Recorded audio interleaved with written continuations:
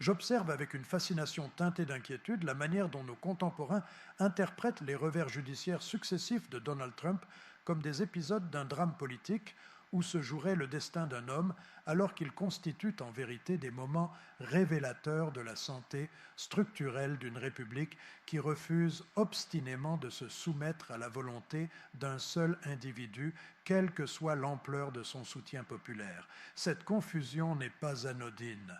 Elle trahit une incompréhension profonde de ce qui distingue une république constitutionnelle d'une simple démocratie majoritaire et pourquoi cette distinction fut jugée si cruciale par les architectes de la Constitution américaine qu'ils construisirent délibérément un système où gagner une élection ne confère jamais un pouvoir absolu. Lorsque les tribunaux rejettent les recours de Trump, lorsque la Cour suprême refuse d'entendre ses appels, lorsque des juges qu'il a lui-même nommés statuent contre lui sur des questions de procédure ou de compétence, le récit médiatique dominant se focalise invariablement sur les implications politiques immédiates, sur les répercussions électorales, sur les réactions de sa base. Ce cadrage manque entièrement l'essentiel, car ce qui se déroule sous nos yeux n'est pas principalement l'histoire d'un politicien contrarié, mais la démonstration remarquable qu'un système conçu il y a plus de 2 siècles pour contraindre l'ambition par l'ambition fonctionne encore, même dans des circonstances que ses créateurs ne pouvaient anticiper. Le fait que cette évidence doive être rappelée témoigne moins de la fragilité de nos institutions que de l'affaiblissement inquiétant de notre culture civique. Je suis convaincu que nous vivons un moment de test constitutionnel dont l'importance historique ne sera pleinement comprise que dans plusieurs décennies. Les Federalist Papers, particulièrement les numéros rédigés par Madison sur la séparation des pouvoirs, reposent sur une anthropologie politique profondément réaliste. Les hommes ne sont pas des anges, et ceux qui détiennent le pouvoir chercheront naturellement à l'étendre au-delà des limites prescrites. La structure constitutionnelle américaine ne fut pas conçue pour empêcher des tyrans évidents de prendre le contrôle, mais pour obliger les dirigeants légitimes, démocratiquement élus et sincèrement populaires, à opérer dans des contraintes institutionnelles qui protègent la liberté contre toute concentration excessive du pouvoir. C'est précisément ce mécanisme que nous observons en action, et le fait qu'il fonctionne devrait nous inspirer confiance plutôt qu'anxiété. Pourtant, l'anxiété domine largement le discours public. Une portion significative de l'électorat perçoit ces défaites judiciaires non comme le fonctionnement normal d'un système de contre-pouvoir, mais comme la preuve d'une justice corrompue, d'un establishment déterminé à bafouer la volonté populaire. Cette interprétation révèle quelque chose de troublant sur l'état de notre compréhension collective des principes républicains. Dans une culture politique où la légitimité démocratique a progressivement absorbé et éclipsé toute autre forme de légitimité, y compris la légitimité constitutionnelle et procédurale, l'idée qu'une victoire électorale puisse conférer un mandat substantiel tout en laissant intactes certaines limites structurelles devient conceptuellement difficile à saisir. Lorsque la victoire aux urnes est présentée comme une validation morale totale, toute contrainte institutionnelle apparaît nécessairement comme une frustration illégitime de la volonté du peuple.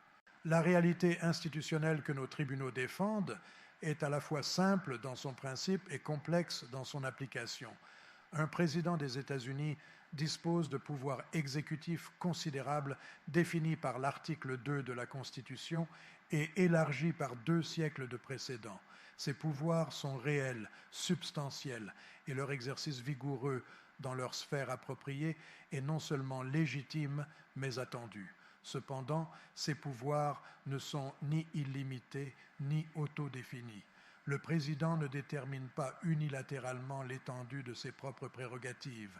Cette détermination émerge d'un système de contrôle mutuel où le Congrès légifère dans sa sphère, l'exécutif applique dans la sienne et le judiciaire interprète les textes et arbitre les conflits de compétences. Lorsqu'un ancien président conteste devant les tribunaux les limites imposées à ses actions passées ou présentes et que ces tribunaux statuent contre lui en appliquant des principes juridiques établis. Il ne s'agit pas d'une persécution politique, c'est le système accomplissant sa fonction la plus fondamentale.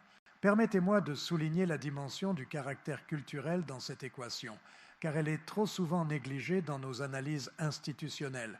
Une république constitutionnelle ne peut survivre uniquement grâce à la force de ses structures formelles, aussi ingénieusement conçues soient-elles. Elle requiert ce que Tocqueville identifiait comme les mœurs, ces habitudes du cœur et de l'esprit qui disposent les citoyens à accepter les limites, à respecter les procédures, même lorsqu'elles produisent des résultats contrariants, à distinguer entre la légitimité électorale et l'omnipotence politique. Ces dispositions vertueuses ne peuvent être imposées par la loi. Elles doivent être cultivées par l'éducation, renforcées par l'exemple des élites et transmises comme un héritage culturel précieux. Or, nous avons systématiquement négligé cette dimension pendant plusieurs générations, privilégiant une conception purement procédurale et majoritaire de la démocratie où seul compte le résultat électoral, indépendamment des vertus civiques qui rendent ce résultat durable et légitime. Le piège des incitations structurelles modernes aggrave dramatiquement cette dynamique. Les dirigeants politiques contemporains opèrent dans un environnement médiatique et financier qui récompense abondamment l'indignation performative, la transgression des normes établies et la mobilisation tribale de bases électorales polarisées. Accepter publiquement une défaite judiciaire avec dignité, reconnaître que certaines limites sont légitimes, même lorsqu'elles contrarient ses objectifs, expliquer patiemment à ses partisans pourquoi certaines actions désirables restent néanmoins interdites par la Constitution. Ces comportements vertueux ne génèrent ni couverture médiatique favorable, ni donation de campagne, ni enthousiasme partisan mesurable. Au contraire, ils sont systématiquement interprétés comme des signes de faiblesse politique. Dans ce contexte, le dirigeant rationnel qui cherche à maximiser son influence immédiate trouvera toujours avantageux de contester l'autorité des institutions qui le contraignent, de mobiliser ses partisans contre les juges qui statuent contre lui, de transformer chaque limite procédurale en preuve d'une conspiration élitiste. Cette logique est impeccable du point de vue de l'intérêt politique à court terme et absolument catastrophique du point de vue de la préservation institutionnelle à long terme. Considérons un cas concret qui illustre cette tension avec une clarté particulière.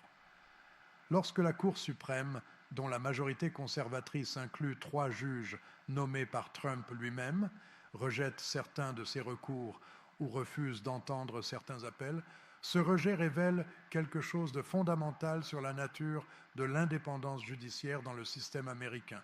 Ces juges ne sont pas des agents politiques loyaux envers celui qui les a nommés, tenus de favoriser ses intérêts dans leurs décisions.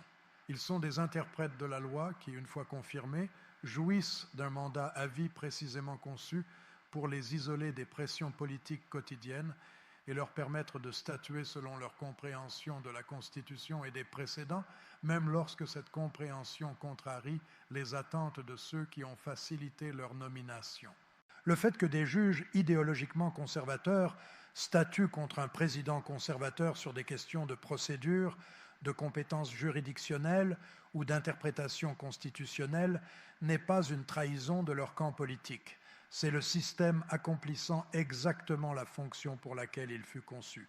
Que cette réalité soit largement perçue comme surprenante ou choquante, plutôt que normale et rassurante, mesure précisément la distance que nous avons parcourue, loin d'une compréhension saine des institutions républicaines.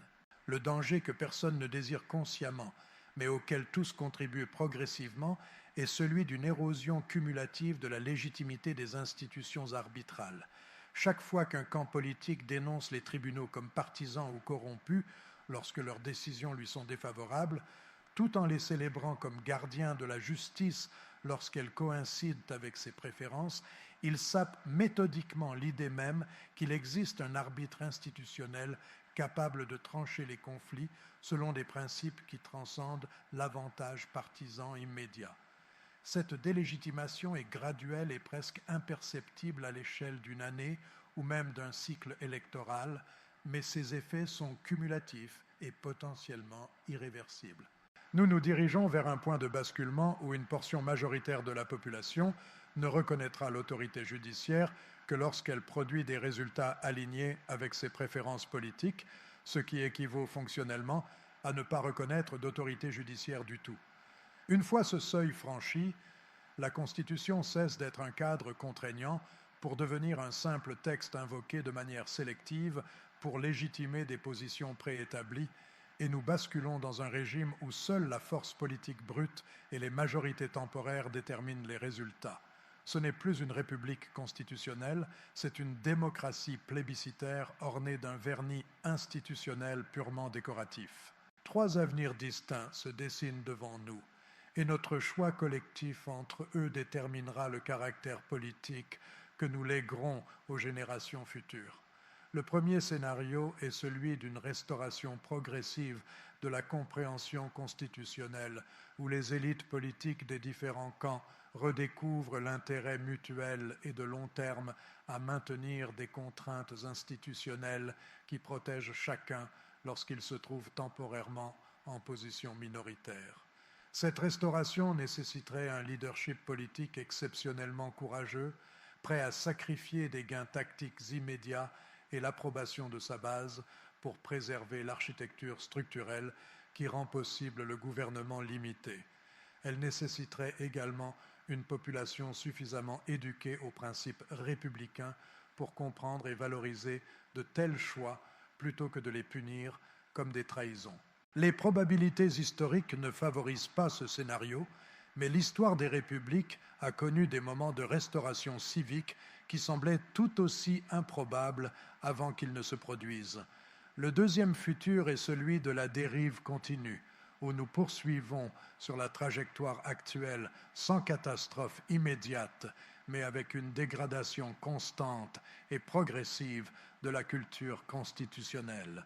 Les institutions formelles demeurent en place, les élections se tiennent selon les calendriers prescrits, les tribunaux continuent de rendre des jugements, les transitions de pouvoir se déroulent pacifiquement, mais l'éthos républicain qui donne vie et signification à ces formes continue de s'appauvrir génération après génération. Nous devenons progressivement une démocratie procédurale sans les vertus civiques et la retenue institutionnelle qui transforme ces procédures en gouvernement véritablement limité et respectueux des droits individuels. Ce scénario est peut-être le plus probable précisément parce qu'il ne requiert aucune décision consciente, aucun moment de choix dramatique, seulement l'inertie culturelle et l'indifférence collective aux principes dont nous avons hérité, mais que nous ne prenons plus la peine de transmettre. Le troisième futur, que j'évoque sans dramatisation excessive, mais avec la sobriété qu'impose la connaissance historique, est celui d'un effondrement plus rapide de la légitimité constitutionnelle, où les contraintes institutionnelles s'évaporent complètement et sont remplacées par une logique purement majoritaire, où chaque alternance de pouvoir entraîne une restructuration radicale des règles du jeu politique pour maximiser l'avantage du vainqueur temporaire. Dans ce scénario, les défaites judiciaires ne sont plus acceptées comme des arbitrages légitimes, mais systématiquement contournées par des manœuvres institutionnelles agressives. Les normes non écrites qui régulent la compétition politique sont abandonnées comme des handicaps naïfs et la Constitution elle-même devient un terrain de bataille permanent plutôt qu'un cadre neutre accepté par tous. Ce n'est pas une prédiction, et je ne prétends pas que nous sommes inévitablement destinés à ce résultat, mais c'est une possibilité qui mérite d'être prise au sérieux par quiconque a étudié l'histoire des républiques déchues et comprend que les institutions ne se maintiennent jamais par leur seule inertie. Ma conclusion dans cette affaire n'est ni prophétique ni partisane, mais profondément normative. Les défaites judiciaires de Donald Trump constituent une victoire pour la République américaine, non parce qu'elles sanctionnent un individu particulier dont les politiques pourraient être jugées bonnes ou mauvaises selon les critères partisans ordinaires, mais parce qu'elles démontrent avec une clarté remarquable que les limites institutionnelles inscrites dans notre structure constitutionnelle conservent leur force contraignante effective, même face à une opposition politique massive, une pression populaire considérable et une rhétorique de délégitimation intense. C'est précisément pour de tels moments de tension maximale que ces institutions furent conçues avec tant de soin par des hommes qui comprenaient que la plus grande menace pour la liberté ne viendrait pas nécessairement de tyrans évidents, mais de leaders populaires sincèrement convaincus que leur mandat électoral leur donnait le droit de transcender les contraintes ordinaires. Notre responsabilité collective n'est pas de célébrer ou de déplorer ces résultats judiciaires selon nos préférences politiques immédiates, mais de reconnaître leur signification constitutionnelle profonde et de cultiver activement les vertus civiques qui permettront aux générations futures de maintenir et de transmettre ce que nous avons reçu en héritage. Cela signifie enseigner à nos enfants non seulement les procédures du gouvernement démocratique, mais aussi les principes du gouvernement limité. Cela signifie valoriser les dirigeants qui acceptent gracieusement les limites institutionnelles plutôt que de récompenser ceux qui les contestent théâtralement. Cela signifie comprendre que la victoire électorale confère un mandat pour gouverner selon la Constitution, non un mandat pour redéfinir la Constitution selon ses préférences. L'alternative à cette discipline collective n'est pas une liberté plus grande sous une forme de gouvernement différente, mais une liberté progressivement diminuée pour tous, quelle que soit l'étiquette politique sous laquelle cette diminution se produira. Les défaites judiciaires de Trump nous rappellent que nous possédons encore les outils institutionnels pour préserver notre héritage républicain.